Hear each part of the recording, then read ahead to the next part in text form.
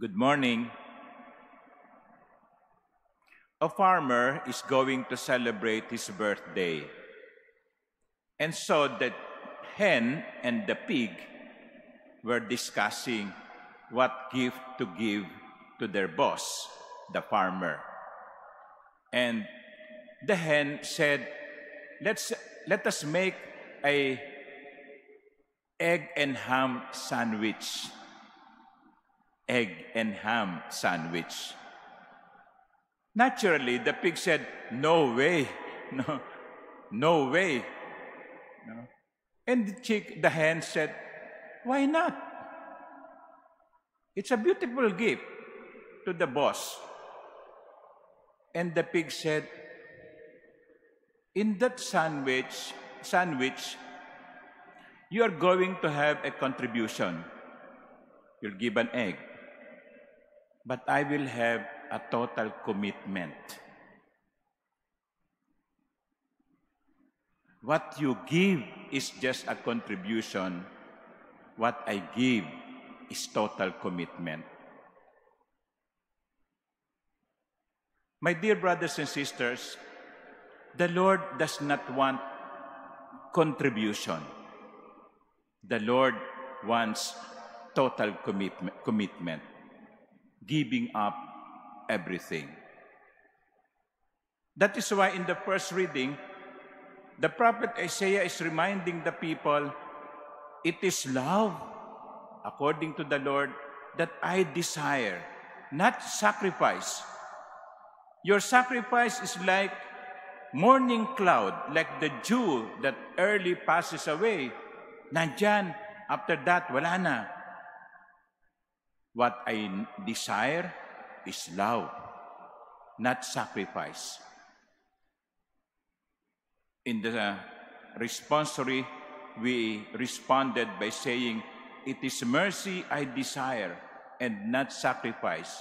Love, mercy, total giving, commitment. Kasi po, ang dali naman talaga yung contribution no? Magsimba kayo, maghulog kayo sa donation box, maghulog kayo sa basket. Maganda na yung feeling, you gave something. Pero kapag may hinihingi ang Diyos, halimbawa, pagputol sa isang relasyon, pagbabago ng ugali, pagpapatawad ng kaaway, hindi ba meron tayong resistance?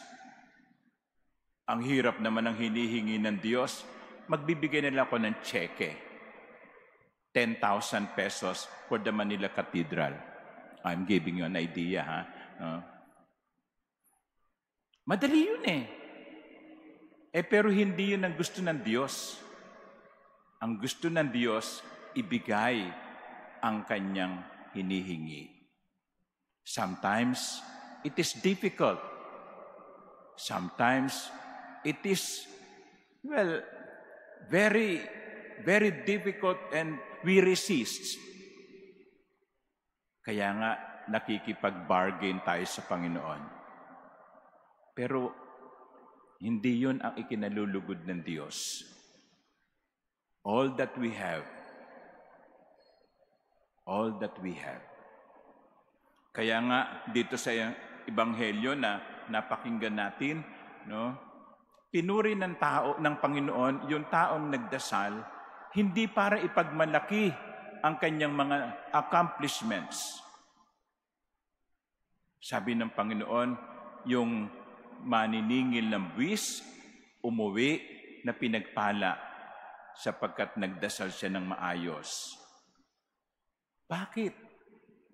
Sapagkat yung Pariseo ay ipinagmalaki lang yung kanyang nagawa. Pinagmalaki niya yung kanyang contribution. I pay tithes, I fast, I do good, contribution. But wala siyang love. Wala siyang mercy.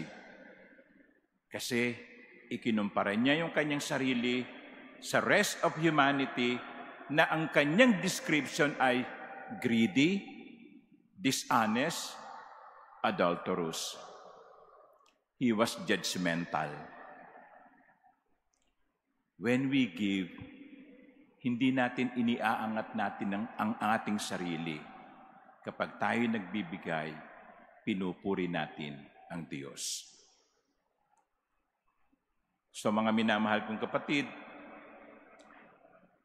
siguro yan ang invitation sa atin ng Panginoon ngayon na balikan natin ang ating mga sarili at tignan ano yung hinihingi ng Diyos sa akin ngayon.